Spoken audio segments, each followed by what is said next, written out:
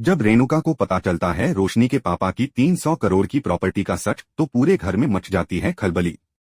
देखिए उड़ने की आशा का धमाकेदार नया एपिसोड। परेश हमेशा की तरह अपने अखबार में डूबा हुआ था, तभी रेणुका बड़बड़ाते हुए कमरे में दाखिल होती है। उसके चेहरे पर आज कुछ अलग ही चमक थी। हाथों पर उंगलियां चल रही थीं, जैसे कुछ गिन रही हो और खुद से ही बातें करती जा रही थी।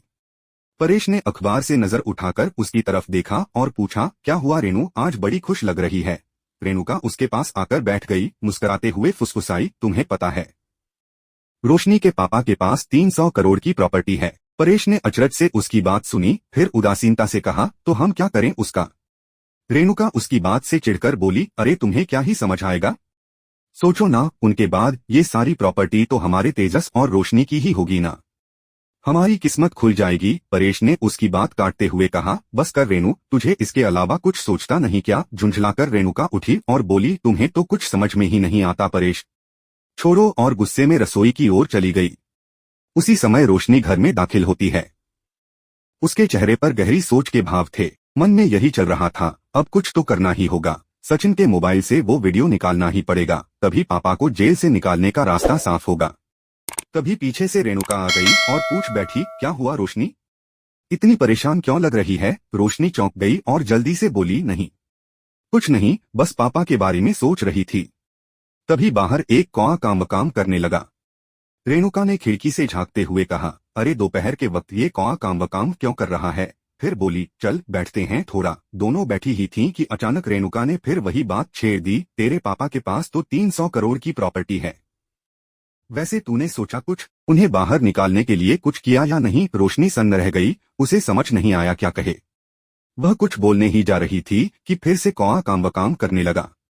रेणुका उठते हुए बोली, ये कौआ भी आज कुछ ज्यादा ही काम कर रहा है, देखती हूँ क्या है। वो जैसे ही दरवाजे तक पहुंची, उसका मुंह खुला का खुला रह गया। सामने परेश और उसकी माँ यानी कि आजी सावित्री गप्पे मारते हुए चले आ रहे थे। रेणुका के चेहरे पर घबराहट फैल गई। वो धीरे से बुदबुदाई, मुसीबत आ गई। तभी आजी मुस्कुराते हुए बोली, क्या रेणु, मुसीबत। रेणुका घबराकर बोली, अरे नहीं नहीं सासूबाई, आइए ना, अंदर आइए। परेश और आजी अंदर आए। रेणुका सोचने लगी कि अच्छा, तभी परेश आज सुबह से ऐसे इधर उधर उड़ते फिर रहे थे, सासूबाई को लाने गए थे। तभी रोशनी भी आई को देखती है और उनके पैर छूती है। आजी उसे आशीर्वाद देती हैं, तुरंत बच्चा हो जाए। फिर साहिली भी आ जाती है और आशीर्वाद लेती है। तभी तीनों भाई तेजस, आकाश और सचिन दरवाजे पर पहुंचते हैं। तेजस तो अब भी अपने ख्यालों में खोया रहता है। सचिन आजी को देखकर उन्हें उठा लेता है और घुमाता है। आजी उसे प्यार से मारती है, सच्चा, तू ना मुझे गिराकर ही मानेगा। आकाश और तेजस भी आशीर्वाद लेते हैं। रेणुका चुपचाप खड़ी रहती है।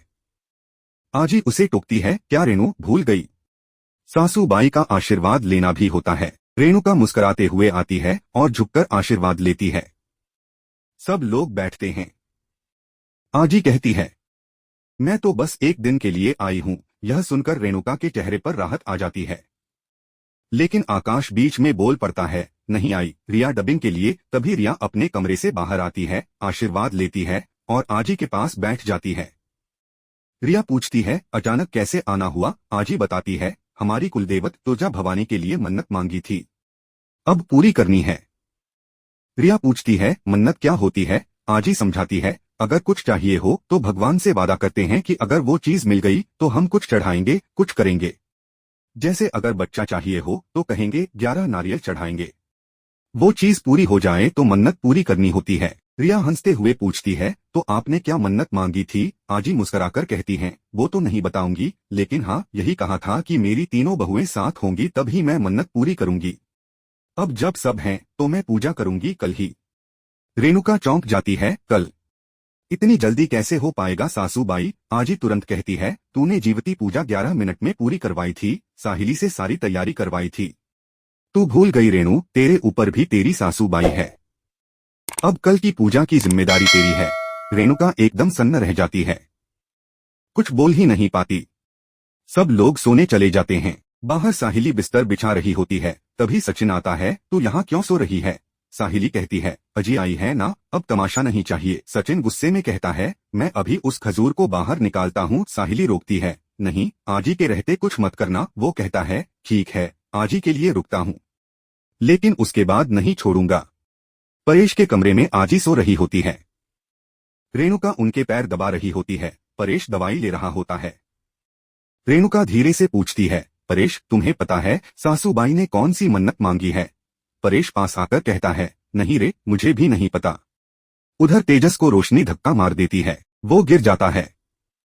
रोशनी माफी मांगती है। फिर उससे पूछती है, तुम्हें पता है आजी किस मन्नत की बात कर रही थी? तेजस भी कहता है, नहीं, मैं भी यही पूछने वाला था। फिर वो अचानक बोलता है, कहीं आजी अपनी सारी प्रॉपर्टी सचिन के नाम तो नहीं कर रही? रोशनी गुस्से से देखती है, तुम और कुछ सोच ही नहीं सकते। वो कहता है, लेकिन आज सचिन ने मुझे कमरे से बाहर निकालने की कोशिश क्यों नहीं की? कुछ तो गड़बड़ है। रोशनी कहती है, बिल्कुल ठीक है, चलो सो जाओ मच्छरों के बीच। दूसरी तरफ रिया और आकाश भी सोने की तैयारी में थे। रिया कहती है, आकाश तुम्हें पता है ग्रैंड मॉम ने कौन सी मन्नत मांगी है? आकाश कहता है, नहीं, कल सुबह ही पता चलेगा। रिया कहती है, मैं अभी पूछ लूं? आकाश रोकता है, नहीं, अभी सोई होंगी, कल पूछ लेना। सुबह होते ही रेणुका पूजा की तैयारी में जुट जाती है। दिया नीचे रखती है। साहिली थाली लेकर आती है और दिया ऊपर रखती है। यह देखकर रेणुका भड़क उठती है। दिया नीचे रखा जाता है। साहिली कहती है, ऐसा कुछ नहीं है, भावना सही होनी चाहिए। दोनों में बहस छिड़ जाती। सचिन जो पीछे खड़ा होता है वह गौर से आजी को सुन रहा होता है और सोचता है कि कुछ तो गड़बड़ है। वह मन ही मन बड़बड़ाता है कि उसकी छठी इंद्री कुछ अजीब संकेत दे रही है। तभी आजी उसे डपटते हुए कहती है, गड़बड़ तुझे एक मारूंगी ना, सीआईडी बन रहा है, जा यहाँ से। सचिन डरकर वहां से चला जाता है। फिर आजी साली से कहती है कि अब तक तैयार नहीं हुई, जा तैयार हो। साली भी जल्दी से चली जाती है। रेणुका भी वहां से हट जाती है। रोशनी अपने कमरे में तैयार हो रही होती है। तभी तेजस उसे देखकर मुस्कुराता है और कहता है, बाबू तुम तो बहुत ही प्यारी लग रही हो। वह उसकी तारीफों के पुल बांध रहा होता है कि तभी उसका फोन बजता है। वह देखता है और कहता है, अरे ये लोग आज फिर फोन कर रहे हैं। आज नहीं उठा सकता? रोशनी पूछती है, किसका फोन है? तेजस झूठ बोलता है, नहीं नहीं, गलत नंबर है, ब्लॉक कर रहा हूं पर ब्लॉक नहीं हो रहा। इसके बाद तेजस रोशनी से कहता है, अजी के गांव में मन्नतें बहुत अजीब होती हैं। एक बार एक औरत ने मन्नत मांगी कि अगर बेटा हुआ तो उसे नंगा मंदिर लेकर जाएगी। वह भूल गई और जब बेटा 40 का हो गया तब याद आया और उसे वैसे ही ले गई। यह सुनते ही रोशनी को अपनी मन्नत की याद आ जाती है, जब रेणुका उसे मंदिर ले गई थी, पानी से नहलाया था और जमीन पर घुमाया था। वह चौंक जाती है। तेजस मजाक में कहता है, मेरे लिए तो ऐसा कुछ नहीं होगा ना बाबू। रोशनी कहती है, नहीं नहीं, तुम कुछ मत बोलो। इसी बीच साली भी तैयार हो रही होती है और आईने में खुद को निहार रही होती है। तभी पीछे से सचिन आता है और उसकी तारीफ करता है, तू इतनी सुंदर लग रही है, पूजा के लिए तैयार हुई है या मेरे लिए? दोनों का रोमांस शुरू हो जाता है। गाना बजता है और दोनों नाचते हैं। साली नथ पहनती है जिससे उसकी सुंदरता और निखर जाती है। तभी आजी की आवाज आती है, साइली वो धूप, जिससे सचिन डर जाता है। साइली जवाब देती है, हाँ हाँ आजी, वहीं रखी है। फिर दोनों दोबारा रोमांस में डूब जाते हैं।